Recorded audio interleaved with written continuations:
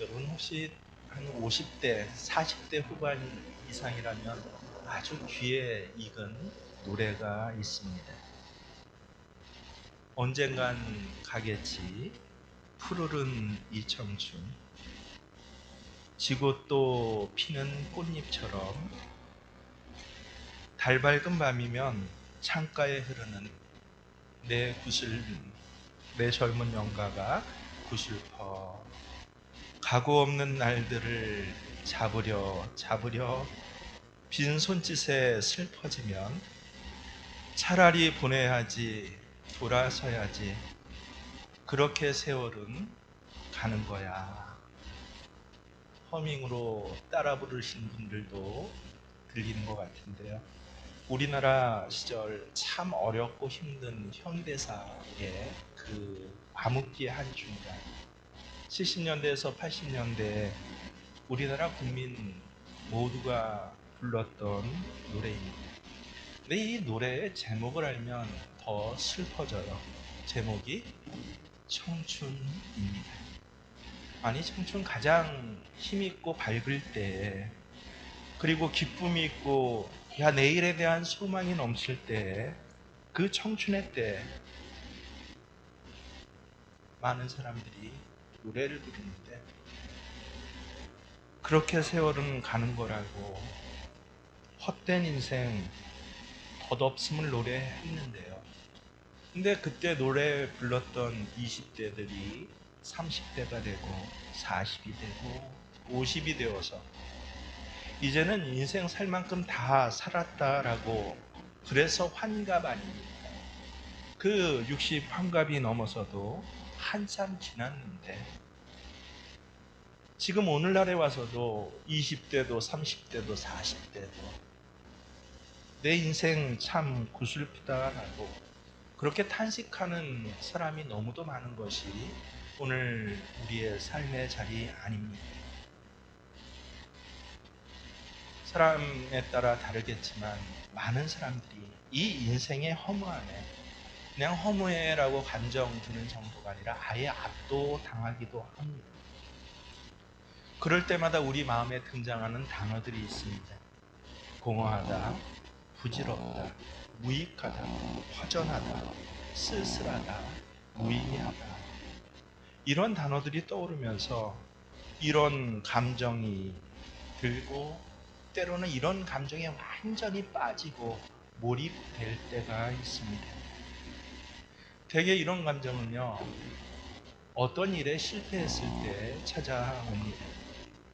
나는 애써서 어떤 일을 했는데 그 일의 성과가 제대로 되지 않을 때, 그런 감정이, 애써서 아이들을 키우는데 이 아이들이 마음의 기쁨과 소망이기보다는 이제 와서는 오히려 짐이 되고 꺼리낌이 되는데요. 애써서 우리 가정 하나 지키려고 밤낮 없이 그렇게 일하고 또 일하고 일했는데, 근데 지금 우리 가정의 모습이 지켜진 모습이 아니라 나 스스로 생각하기에 산산이 조각이 나고 힘들어요. 이렇게 일이 실패했을 때 허무감에 빠지는 것입니다. 반대로 두 번째로는요, 일이 성공했을 때도 허무감에 빠지더라고요. 참 노력하고 노력해서 뜻밖의 기회와 운이 좋아서 어떤 일을 이루어냈어요. 근데 그때도요, 나도 모르게 이것이 정말 다인가, 내가 이룬 일의 다가 결국은 이것인가 라고, 그러고 나서 한 발 물러서서 생각해 보면요, 내가 그렇게 중요하다고 생각했던 이 일이 정말 가치가 있는가라고 되돌아보면서 나도 모르게 허무감에 빠지는 것입니다. 또 사람들의 관계에서도 이 허무감에 참 가슴 아프고 절망스러울 때가 많이 있습니다. 정말 친하다고 생각했고 자기 삶을 나눌 것이라고 했는데 어느덧 되돌아보니까 야, 저 사람하고 나하고 맞지 않았어. 어떤 때는 저 사람이 나를 배신했고요. 또 어떤 순간에는 나도 모르게 그 사람을 배신한 적도 있습니다. 그래서 어떤 일에 대해서도 또 관계에 대해서도 참 헛된 것이야 라고 내가 지금껏 무엇을 했는가, 내가 살아온 것이 무슨 유익과 보람이 있는가라는 생각을 할 수밖에 없습니다. 이런 생각이 들 때는 정말 모든 것을 이른바 그만두고 싶죠. 손 내려놓고 싶죠. 허무감이 완전히 나를 압도할 때는요, 그때는 뭐 어떤 것도 중요한 것이 하나도 없더라고요. 모든 것을 그냥 내려놓고 쉬고 싶을 때가 있습니다. 엊그제도 해를 품은 달이라는 드라마에서 이 김수현 씨의 호송무사로 나와서 유명해지어서 이제는 이 스타 반열에 오른 송재림이라는 정말 잘생기고 또 지금 탄탄대로를 걷고 있는 저 배우가 39밖에 안 됐는데 자살을 해서, 그래서 온 나라가 참 안타까워하는 사건이 있지 않았습니까? 중요한 것은요, 사람이 자살을 한다는 것은 허무감이 그의 인생을 압도해 버릴 때, 야, 이게 무슨 필요가 있어, 나는 아무것도 할 수 없어 라고 그렇게 빠져들 때 선택할 수 있는 아주 극단적인 그런 결정이다라고 하는 것입니다. 사실 저조차도 그런 허무감에 휩싸일 때가 한두 번이 아닙니다. 그럴 때마다 이 허무감에 지지 않기 위해서 하나님을 보고 하나님 말씀을 의지하고 하나님 말씀 덕으로 내가 새 힘을 얻게 되기를 많이 소망해 왔고 지금도 그렇게 살고 있습니다. 성경 안에는요, 우리가 살아가는데 어떤 부분에 있어서 특별한 지혜를 주시는 말씀이 있습니다. 그 중에서도 우리가 오늘 봉독한 이 전도서라는 책은요, 우리가 이렇게 허무감에 휩싸일 때, 완전히 허무감이 나를 압도할 때, 이 전도서는 이 허무감을 이겨낼 수 있는 지혜를 주고 새 힘을 주고 그리고 다시 살아갈 수 있도록 도와줍니다. 왜냐하면 이 전도서를 지은 코엘렛이라는 전도자가요, 우리가 살아가면서 느끼는 모든 경우를 다 느꼈어요. 지극히 높아지기도 했고 지극히 또 가슴 아픈 적도 있었고요. 많은 능력을 가지고 어마어마한 일을 다 할 수도 있었고 또 한 여인과의 사랑에 자기 모든 것들을 그렇게 내어놓기도 하면서, 그러면서 우리 삶의 영역의 모든 부분을 경험한 후에 그도 허무감에 빠졌을 때 하나님 앞에 지혜를 받아서 야, 이 허무감을 이렇게 이겨낼 수 있어 라고 쓴 것이 바로 전도서이기 때문에 그렇습니다. 그래서 전도서는 처음 1장부터요 마지막이 12장까지인데 12장까지 바로 이 허무라는 주제를 다루고 있습니다. 가장 유명하고 핵심적인 이 전도서의 단어가 헤벨이라는 단어입니다. 전도서 1장 2절부터 아주 인상적으로 등장하는 단어예요. 헤벨이라고 하는 이 히브리어 단어의 원뜻은요, 우리말로는 헛되다라고 번역되는데 아주 의미가 깊습니다. 숨을 들이쉬고 숨을 내쉬다라는 그런 원론의 뜻을 갖고 있어요. 숨을 들이쉬고 내쉬니까 여러분 숨결이 어떻습니까? 있는 듯 없고, 야, 없는 것 같은데 있어요. 그렇다고 있다고 하기에는 없는 것, 그것이 바로 이 헤벨 혹은 하벨입니다. 마치 아지랑이가 있다가 금방 사라지고 안개와 같이 정말 아무것도 한 치 앞도 안 보이는데 어느 순간 보면 그 눈앞에 꽉 찬 안개가 싹 사라져 있습니다. 있는 듯 없고, 없다고 하기엔 분명히 있는 이 단어, 이게 바로 하벨 이라는 단어인데 전도서 1장 2절에 보면 연속 나옵니다. 하벨 하발림 아므르 코엘렛 하벨 하발림 하콜 하벨. 우리나라 말로 번역이 되어 있죠. 전도자가 이르되 헛되고 헛되며 헛되고 헛되니 모든 것이 헛되도다.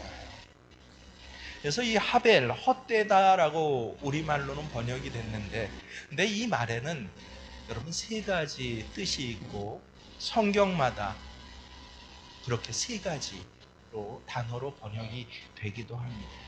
첫 번째는 우리가 잘 아는 이 헛되다, 무의미하다, 허무하다라고 하는 일반적인 의미의 뜻이 있어요.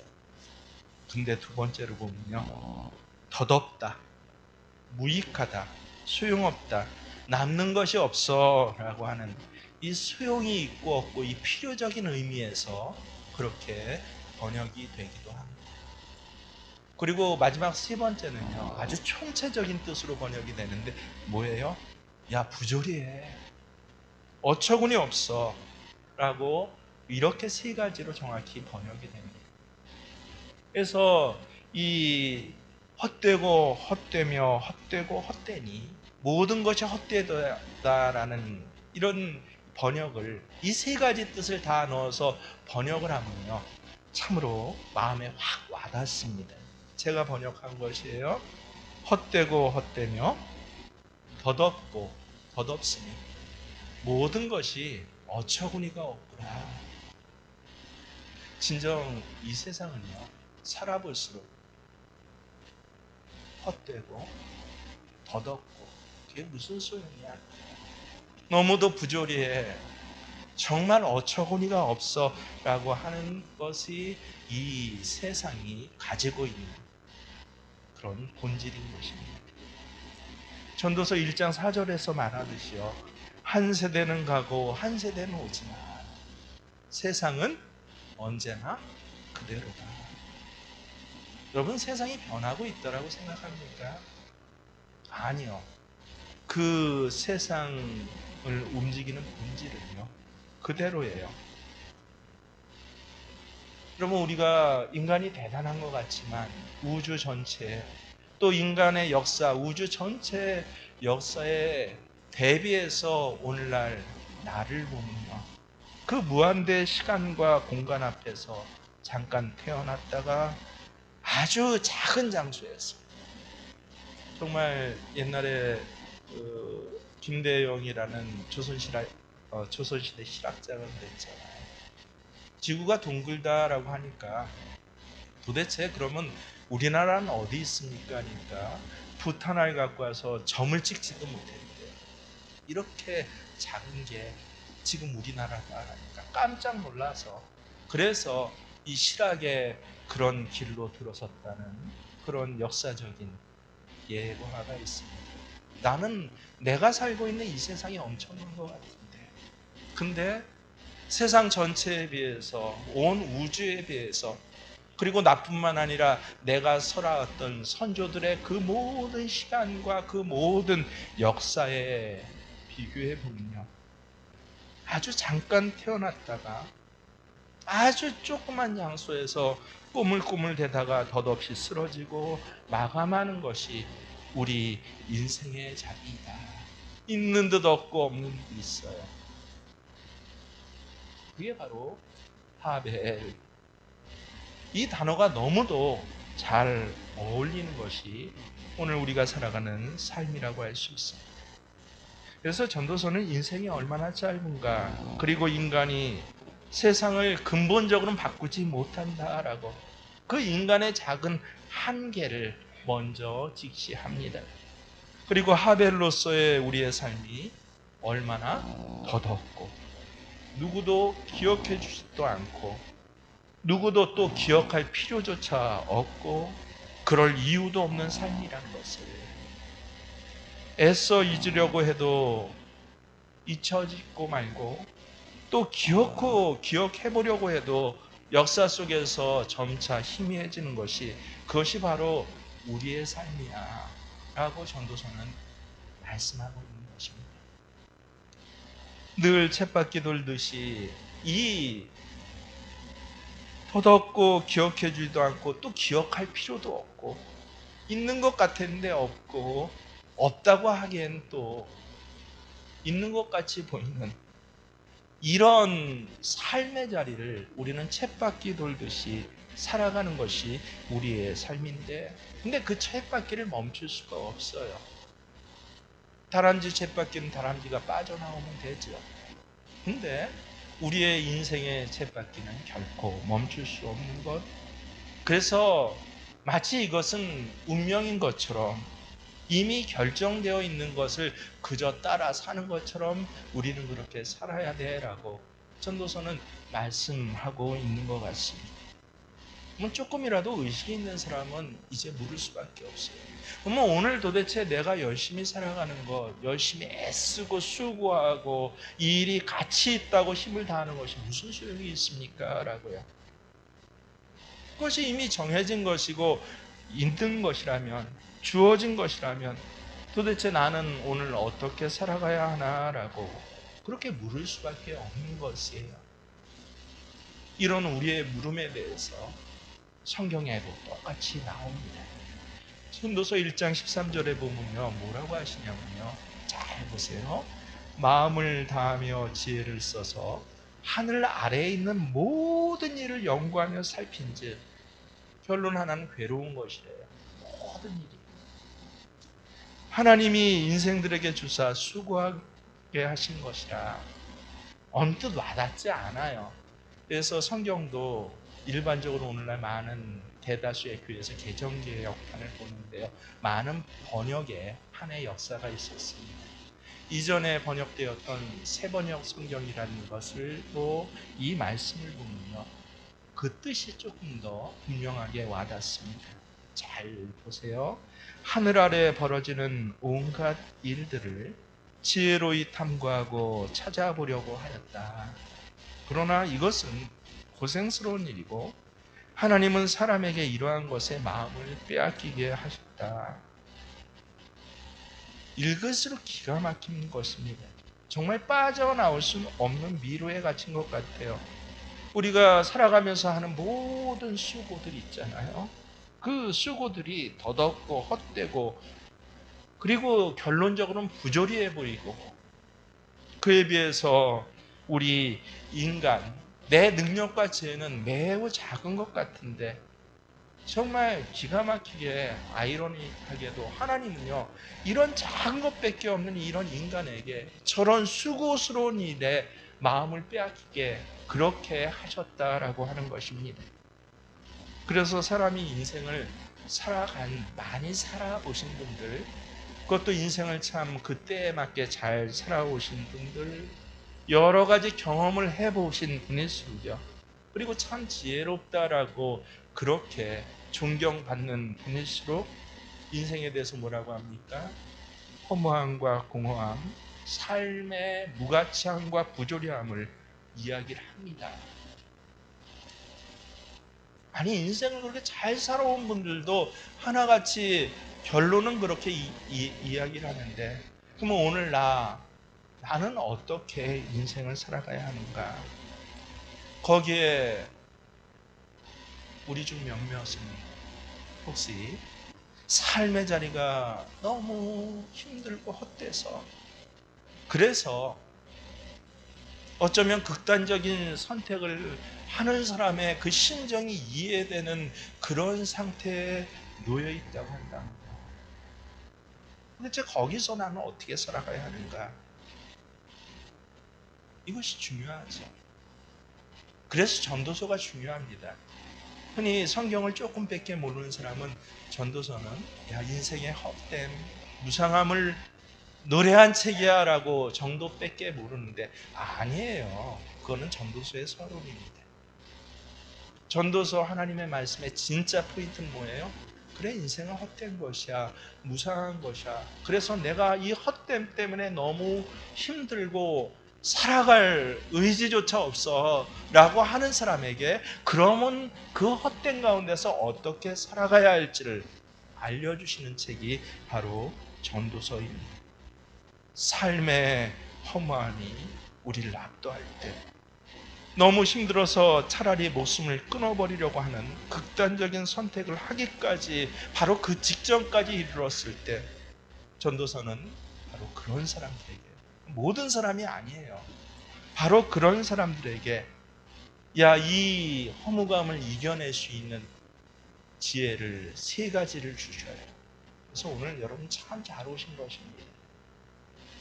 하나님이 직접 말씀해 주시는 헛된 세상이 분명하지만 그것을 이겨낼 수 있는 세 가지 지혜가 무엇입니까?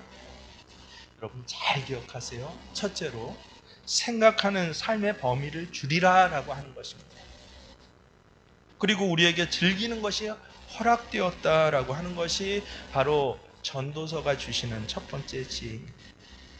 모든 상황에 있는 모든 사람에게 주시는 지혜가 아니에요.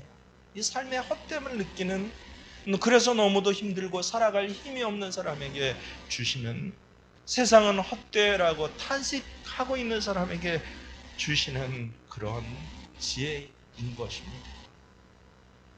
3장 21절을 보면 전도서는 우리가 생각하는 삶의 범위를 뭐라고 해요? 지금 이때 한정하라 라고 합니다.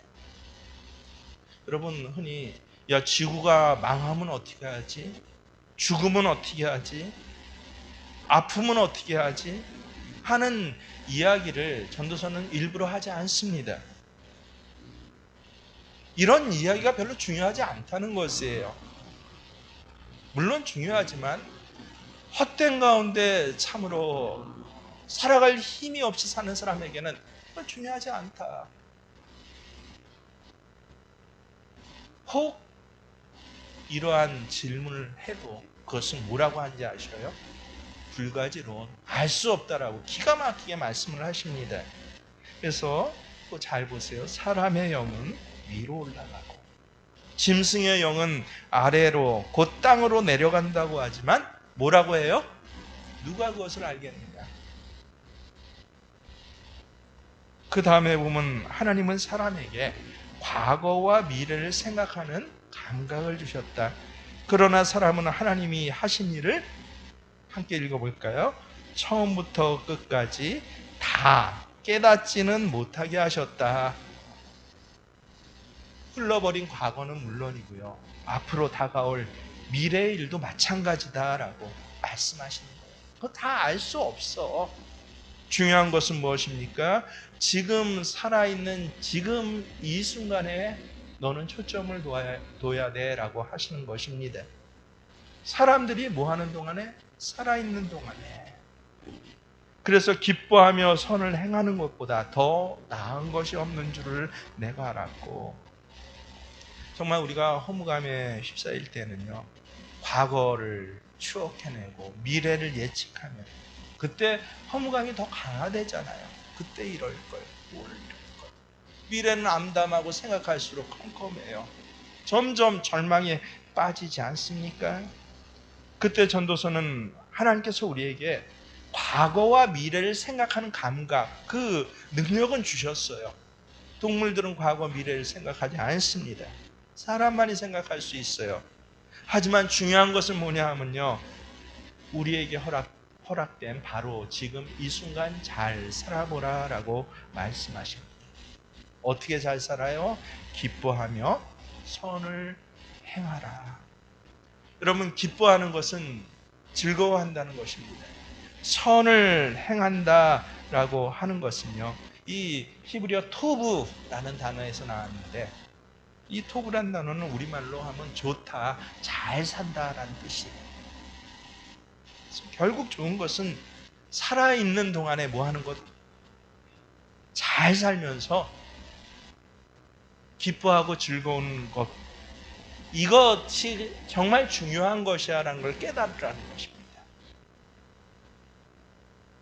흔히 이 세상은 중요한 것이 아니고 죽은 다음에 우리는 천국 갈 거야, 그래서 세상에서 여러 가지를 억누르고 참고 고난받아도 괜찮아 라고 흔히 이렇게 생각하고 있는 기독교인들이 듣기에는요, 조금 놀랄만한 이야기 아닙니까? 근데 이 세상보다 죽어서 천국 가는 것이 중요해 라고 하는 것은요, 그거 성경을 잘 모르는 사람들이 하는 이야기입니다. 성경은 그렇게 우리에게 말씀하시지 않습니다. 지금 이 순간에서 생각의 범위를 줄이고 사는 동안에 집중하라라고. 그리고 사는 동안 즐기는 것이 우리에게 허락되었는데 사는 동안 잘 살면서 즐기는 것, 그것이 우리에게 허락된 것이다라고. 이게 전도서가 허무감 안에 쌓여있는 사람에게 주시는 그런 지혜인 것입니다. 전도서 5장 20절에 보면 다시 한번 그것을 확인합니다. 하나님은 이처럼 사람이 어떻게 살기를 원하셔요? 행복하게. 정말 하나님 우리가 행복하게 살기를 원하세요. 그러기 때문에 덧없는 인생살이에 그렇게 큰 마음 쓸 필요가 없어. 결론적으로 지금 처한 삶의 처지에 자기 모두를 빼앗기지 말라는 것입니다. 마음 빼앗기지 말라는 것입니다. 허무감에 시달리는 것보다 우리가 지금 누리고 있는 기쁨에 대해서 조금만 더 초점을 맞추라는 것입니다. 허무감이 아니라 누릴 만한 무엇에 우리의 관심을 좀 두어보자라고 하는 것이 전도서가 말씀하시는 허무감을 이기는 첫 번째 지혜입니다. 두 번째 지혜는요, 또 기가 막혀요. 하나님이 우리에게 주신 선물을 세어보자, 헤아려 보자라고 하십니다. 하나님이 내게 주신 몫은 무엇이지? 하나님이 우리에게 허락하신 선물을 기쁨 마음으로 받아들이고 우리의 노력과 힘, 애쓰고 수고한 것을 여기에 더해서 일상의 소소한 삶을 즐겨보는 연습을 하는 것, 이것이 전도서가 주신 두 번째 지혜인 것입니다. 여러분, 삶의 자리에서 가장 소소한 기쁨이 뭐예요? 여러분, 뭐입니까?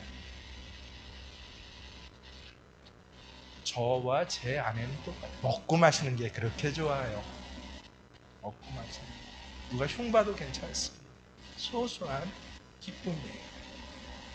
사람이 먹을 수 있고 마실 수 있고 하는 일에 만족을 누릴 수 있다면 뭐라고 해요? 이것이야말로 하나님이 주신 은총, 같은 단어예요. 선물이다.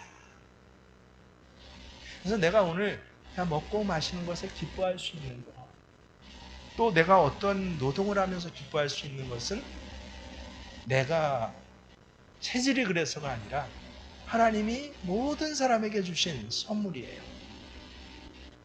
그래서 전도서 5장 18절엔 이렇게 되어 있습니다. 그렇다. 우리의 한평생이 짧고 덧없는 것이지만 하나님이 우리에게 허락하신 것이니 세상에서 애쓰고 수고하여 얻은 것으로 먹고 마시고 즐거워하는 것이 마땅한 일이요 좋은 일임을 내가 깨달았다. 이것이 곧 사람이 받은 몫이다. 19절에도 보세요. 하나님이 사람에게 주신 부와 재산을 누리게 하시며 정해진 몫을 받게 하시며 수고함으로 즐거워하게 하신 것이니 이 모두가 하나님이 사람에게 주신 선물이다. 여러분, 수고하면서 노동하면서 즐거워할 수 있는 것, 자기의 창의성과 생산성을 발휘하면서 경험과 보람을 느낄 때 그것이 하나님 주신 선물이라고 합니다. 이때 노동은 억지로 하는 노동 아니에요. 목구멍이 포도청이라 하는 그런 노동이 아니라 어때요? 하나님이 내게 이런 은사를 주셨고 이런 특별한 선물을 주셨어 하면서 하는 그런 선물 받듯이 하는 노동을 의미합니다. 그래서 혹시 여러분 간에 가운데 허무감을 느끼는 분이 있다면요, 참 이제는 먹고 사는 것이 포도청인 그런 노동이 아니라 다 즐거워할 수 있는 노동, 이런 노동을 계획해 볼 수도 있습니다. 매일 고기 잡으러 나갔는데 배멀리 때문에 고기 잡는 게 즐겁지 않아요.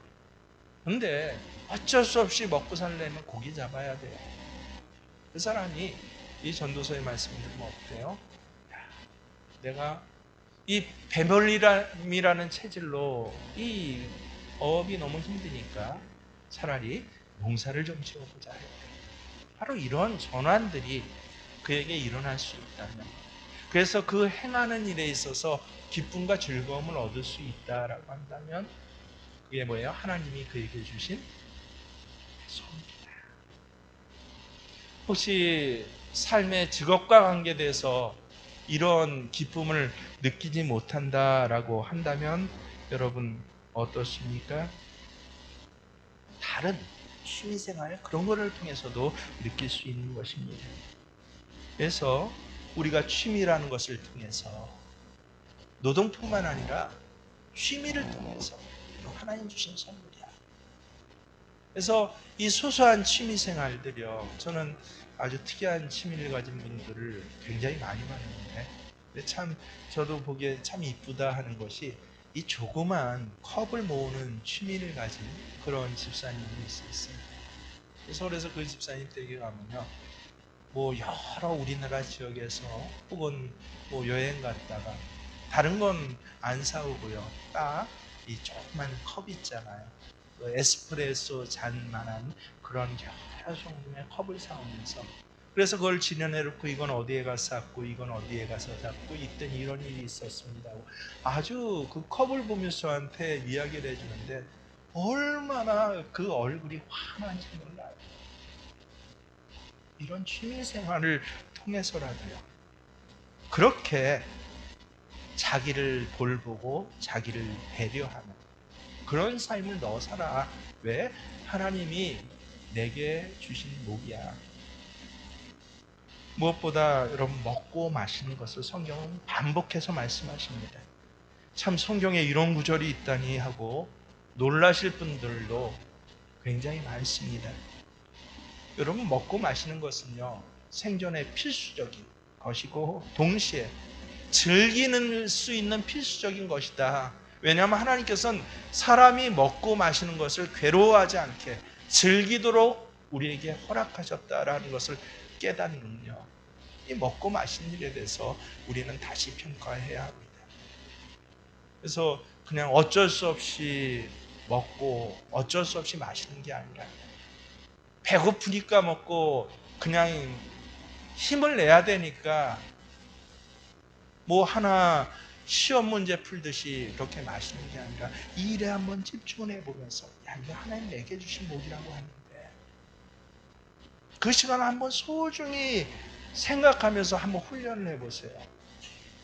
물 한 컵을 먹어도요, 어때요? 그냥 벌컥벌컥 마시는 것이 아니라 소중한데, 야, 하나님이 내게 주신 복이래 이게 하면서 한 컵을 한번 마셔보는 연습을 해보세요. 밥 한 술을 먹어도요, 그저 위장을 채워서 먹는 것이 아니라 이거 하나님 내게 주신 복이래, 참 감사해.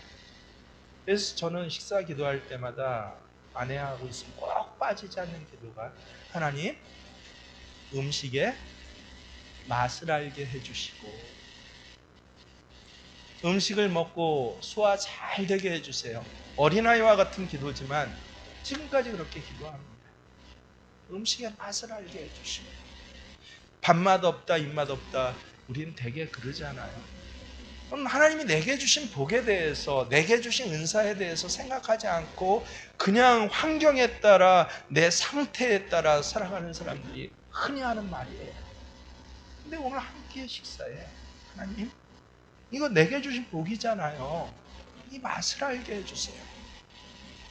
한 모금 물을 먹으면서도 어때요? 하나님 이 물맛을 알게 해주세요. 그래서 저는 이 다른 건 몰라도 특별히 제가 좋아하는 이제 맛이 차예요. 요새는 너무 차 한 잔 내려 먹는데 이렇게 시간을 많이 써갖고 자주는 못 내려 먹는, 이렇게 소중하게 먹게 되다 보니까 여러분 이 녹차 맛을 굉장히 남보다 잘 구분합니다.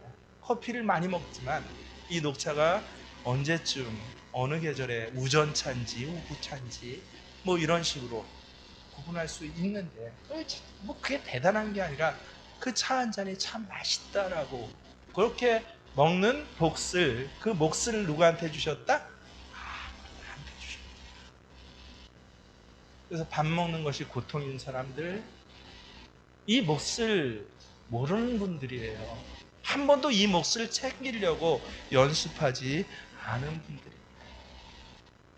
굳이 먹고 마시는 그 목만 주셨을까요? 찬송가에 보면요, 여러분, 세상 모든 풍파 너를 흔들어 라는 제목의 이 시작하는 찬송가가 있습니다.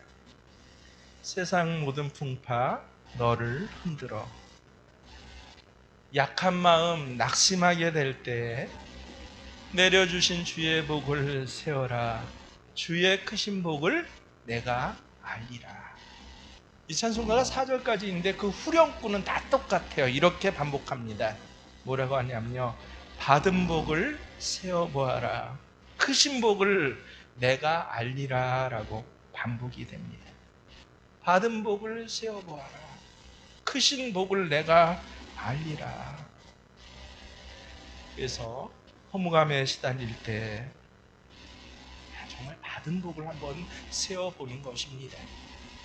그리고 내일은 어떻게, 과거는 어때, 뭐 때문에 그랬어, 나는 이제 끝장이야, 그 허무감에 집중하는 것이 아니라 현재 지금에 집중해서 오늘 내가 하는 노동들에 대해서 다시 한번, 야, 이게 하나님 주신 몫이구나, 혹은 야, 하나님 주신 이 노동의 몫으로 난 이제 앞으로 그렇게 노동하면서 살아갈 테야 라고 그렇게 진로를 변경해 보는 것, 그리고 그것조차 허락되지 않으면 작은 취미생활이라도 모자를 한번 모아보세요. 전 그런 분도 봤습니다.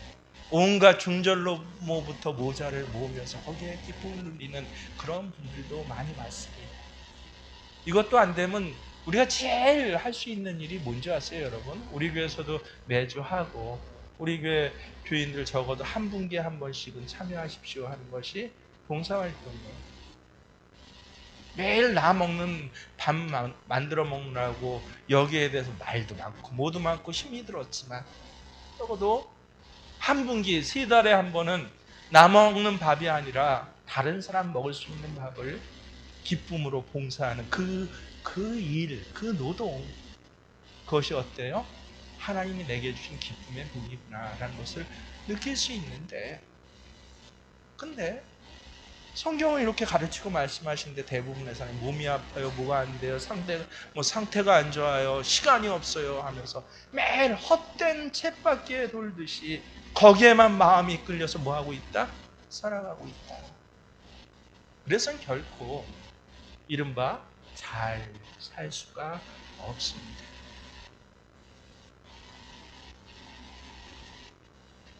이렇게 성경의 지혜에 집중하면서 내게 허락하신 이 하나님이 주신 복, 이것을 손으로 조금 만져보고 입술로 좀 맛을 보고 시간으로 조금 투자해 살아가 보니까요, 인생이 꽤나 괜찮더라고요.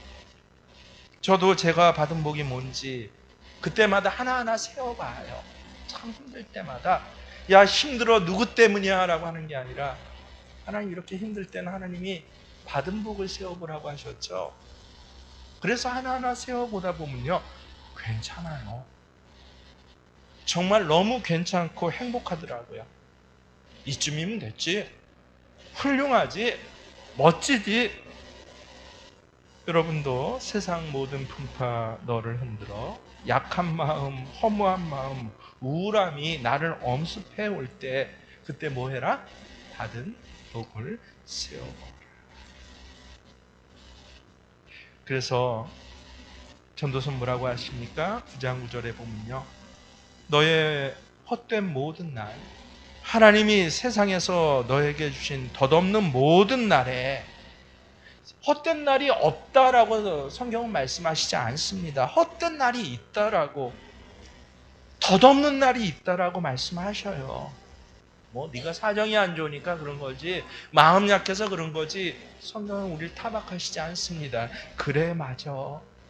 네가 지금 느끼는 그 생각, 그 감정, 그거 틀린 거 아니야. 나도 이해해. 그런데 말이야, 그럴 때에도 뭐라고 하십니까? 덧없는 모든 날에 너는 너의 사랑하는 아내와 더불어 즐거움을 누리라. 저는 아내라는 단어 그대로 사용하는데요. 꼭 아내 대신 다른 사람을 넣을 수도 있어요. 남편을 넣을 수도 있고요. 친구를 넣을 수도 있고 또 어떤 구체적인 사람의 이름을 넣을 수도 있습니다. 너는 너의 사랑하는 누군가와 더불어 즐거움을 누리라. 그것은 내가 사는 동안에 세상에서 애쓴 수고로 받은 복이다. 이내 복이다. 그래서 여러분, 남편과 아내와 하나님, 이 사람은 내게 주신 복이네요, 이 생각을 하셔야 합니다. 거기까지 신앙으로 나아가셔야 돼요. 그럴 때는 아내 남편과의 삶의 자리가 뭐예요? 아예 복의 자리구나. 젊었을 때도 복이에요. 싱싱했을 때도 복이에요. 늙어가서 그래서 참으로 겉으로는 후패하고 초라해져도 그 삶의 내용이 복이 됩니다. 허무함을 극복하기 위한 이 지혜 얼마나 놀랍습니까? 야, 생각을 좁혀. 한정해. 지금 그리고 이 자리를 봐. 그리고 받은 복을 하나하나 세어봐. 노동을 하면서, 봉사를 하면서, 취미 활동을 하면서 여러 가지 가치 있는 것으로 너는 그렇게 하나님이 이건 내게 주신 거야 라고 생각해. 참 기가 막힌 말씀이죠. 저는 이 말씀 그대로 해서 사실은 인생의 자리에서 몇 번 큰 이 허무함의 자리에 이르렀는데 그것을 극복해낼 수 있었습니다. 그리고 앞으로도 그럴 것이다 라고. 분명히 인생은 헛된 것이에요. 여러분, 헛되지 않다라고 말씀하시지 마십시오. 헛된 것이 분명하지만 앞으로도 이 받은 복을 세워보면서 오늘 이 현장, 내가 식사하는 이 식사의 자리에 집중할 때, 내가 누굴 만나서 대화하는 대화의 자리에 집중하면서 최선을 다할 때, 그럴 때 하나님께서는 내가 즐겁게 살도록 하셨다라고 하는 것입니다. 근데 이제 중요합니다. 여러분, 제일 중요한 게 무엇일까요? 그래, 허무감을 극복하는 하나님 주신 지혜이지만 이것은 일시적인 처방이에요. 우리 인생 자체를 가치 있고 의미 있게 하지는 않습니다. 가장 근본적인 지혜가 있다고 전도서가 1장부터 12장까지 있다고 그랬죠. 그 12장에 뭐라고 말씀하시냐면요, 오늘 이 말씀을 주셔요. 젊을 때 너는 너의 창조주를 기억하라. 고생스러운 날들이 오고 사는 것이 즐겁지 않다고 할 나이가 되기 전에, 해와 빛이, 달과 별들이 어두워지기 전에, 먹구름이 곧 비를 몰고 오기 전에 그렇게 하여라. 여러분, 우리가 허무감에 빠졌을 때 극복하는 것도 참 중요하지만요, 더 중요한 것은 무엇입니까? 허무하게 살지 않는 것이죠. 아이를 키운 것이 허무하지 않아요. 사업한 것이 허무하지 않습니다. 공부한 것이 허무하지 않습니다. 어떤 사람은 아이를 키워도 허무한데 어떤 사람은 아이를 키우는 것이 허무하지 않고, 이 아이도 하나님 내게 주신 몫이야, 기쁨이야 라고 평생을 살 수 있다면 그렇게 살아야 하지 않겠습니까? 교통사고가 났을 때 여러분, 멍하니 있으면 안 됩니다. 무섭다고 뺑소니 치면 안 됩니다. 당황하지 말고 블랙박스 영상 확보하고 보험회사에 연락하고 경찰에 신고해서 그 사고를 잘 처리하는 것이 중요합니다. 근데 더 중요한 것이 무엇이에요? 교통사고가 아예 나지 않도록 미리 조심하는 것입니다.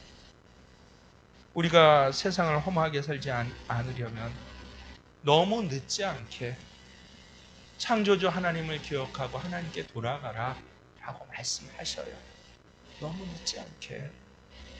왜냐하면요, 우리가 기본적으로 이렇게 삶의 헛됨을 반복하게 된 이유가요, 하나님을 잃어버림으로써 우리 자신의 그 가치를 상실했기 때문에 그렇습니다.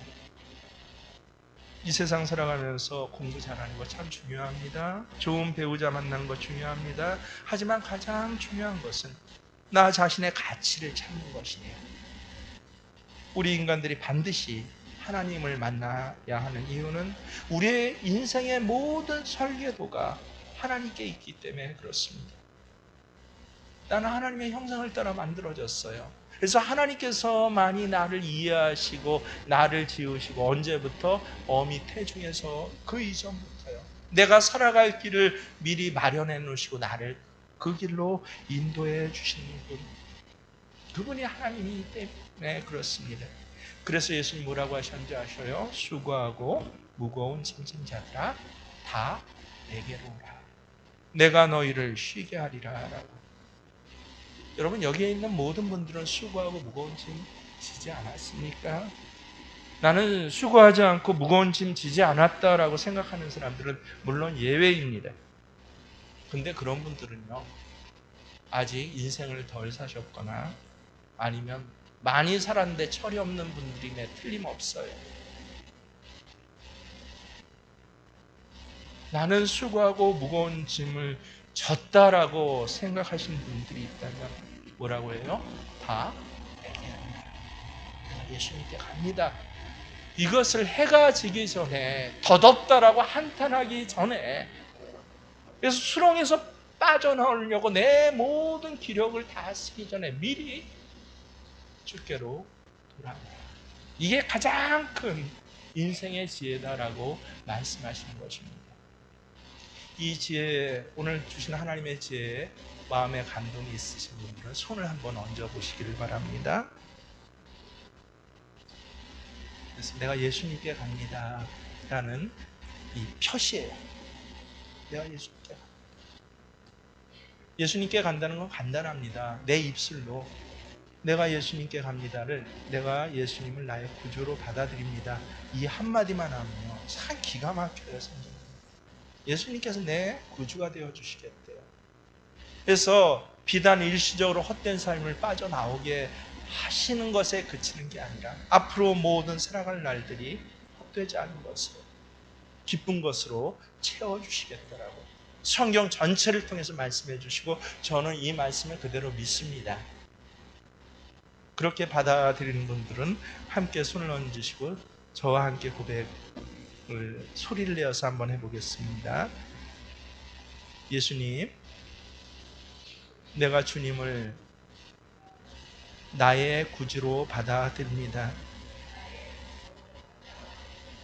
헛된 인생을 쳇바퀴 돌듯이 살다가 소멸되지 않기를 원합니다. 오늘 나의 구주가 되어 주시옵소서. 이 하나님의 지혜를 모르고 헛된 것에 마음이 쏘여서 헛된 인생을 살아왔음을 고백하오니, 주여 이제 내 구주가 되어 주셔서 복된 인생 살게 하여 주옵소서. 감사를 드리며 예수님의 이름으로 기도드립니다. 아멘.